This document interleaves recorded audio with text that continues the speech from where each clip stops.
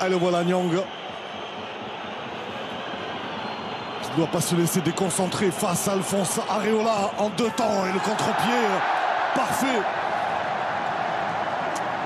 pour lancer très bien exécuté. les Rennais.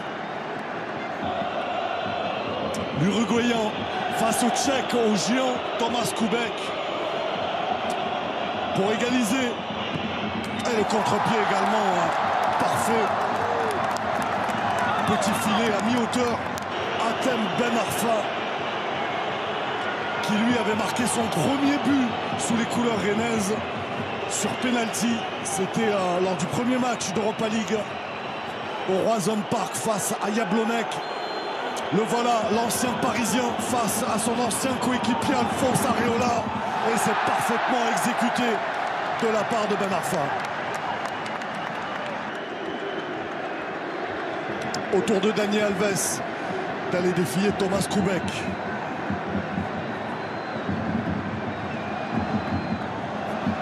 Qui garde un mauvais souvenir de ce Stade de France. C'est ici la saison passée, en finale de la Coupe de France, qu'il s'était gravement blessé au genou, l'international brésilien. L'ancien Barcelonais turinois face à Kubek. Et c'est parfaitement frappé encore.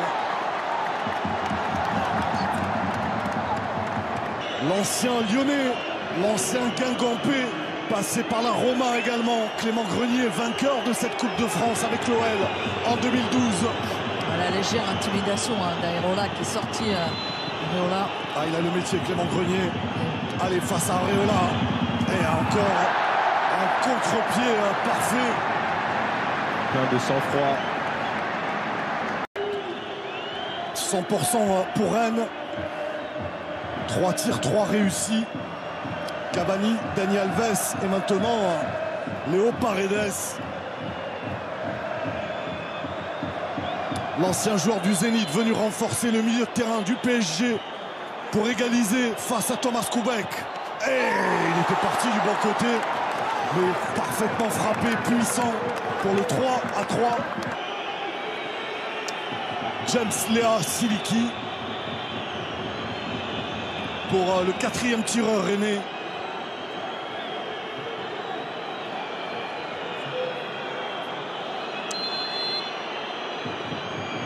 Léa Siliki est parfaitement tiré encore. À ce rythme-là, la séance n'est pas terminée à Marinette et Alou. Ça montre voilà, toute la sérénité. Et puis ils sont venus sur ce léger décalage psychologique qu'ils avaient concédé en début de rencontre. Et là, ils sont pleins de confiance. Le trajet qui les mène au point de pénalty, cogitent pas, ils arrivent plein de sérénité. Ils ont choisi leur côté, ils savent exactement où ils vont frapper. Pour l'instant, c'est parfaitement exécuté et c'est dur pour les nerfs. Et c'est peut-être dur pour Juan Bernat, rester dans la course pour le PSG. C'est parfaitement fait encore une fois. Encore un contre-pied. 4-4. L'international algérien Rami Ben Seibani, 5e tireur pour les Rennais. Buteur d'une très belle finale dans le couloir gauche. Buteur contre Lyon en demi-finale. C'est lui qui avait donné le 3e but, celui de la victoire. Ben Sebaini face à Areola. Et c'est dedans. Même si Areola était parti du bon côté.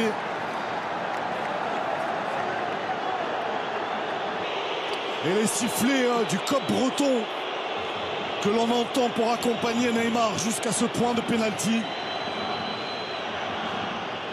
Et ce ballon que va lui donner dans les mains Thomas Kubek.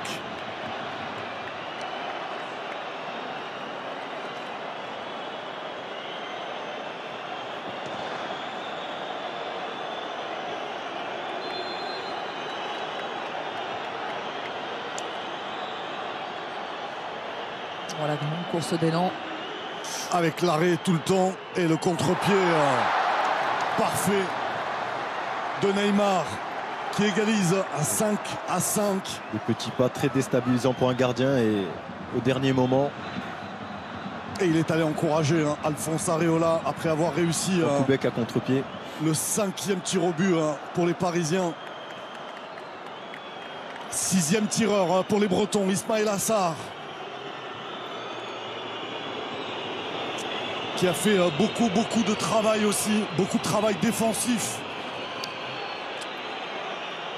Le jeune attaquant, ancien Messin, qui lui aussi a semble-t-il, les lasers dans les yeux.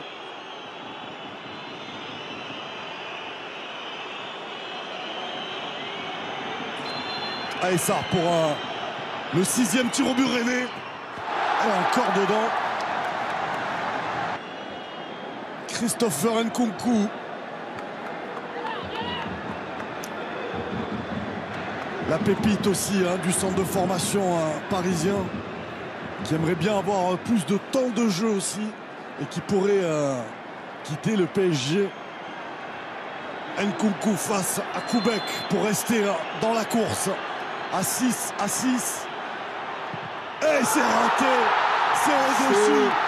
Et le Stade Rennais qui emporte sa 3e Coupe de France, 48 ans. Quel exploit des Rennais, quel exploit! Quel exploit, c'est magnifique! Nkunku qui ne parvient pas à cadrer, à trouver le cadre et qui envoie Julien Stéphan, Olivier Létang et toute la Bretagne au paradis ce soir. Là c'est une vraie communion entre le public, les 30 000 supporters qui ont fait le déplacement. On va pouvoir chanter, fameuse galette saucisse parce qu'ils l'ont mérité. Et ce soir, ça a été au bout du suspense, mener 2-0, revenir dans la séance de tir et but, faire preuve d'un mental d'acier pour aller défier les techniciens parisiens, pour voir craquer Nkunku face à Koubek, chapeau bas. Et ça, c'est la vraie attitude. Qu'est-ce que ce public breton le méritait ce trophée qu'il attendait depuis longtemps. Et félicitations à Stéphan et à son groupe. Et félicitations vraiment au Stade Rennais pour cette magnifique performance. Paris qui n'emportera pas sa 13e Coupe de France, qui ne remportera pas sa 5e Coupe consécutive.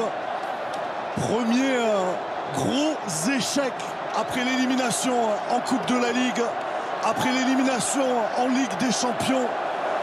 Paris ne remportera que le championnat assez facilement sur la longueur. Mais sur les gros coups, les Parisiens cette saison n'auront pas été présents.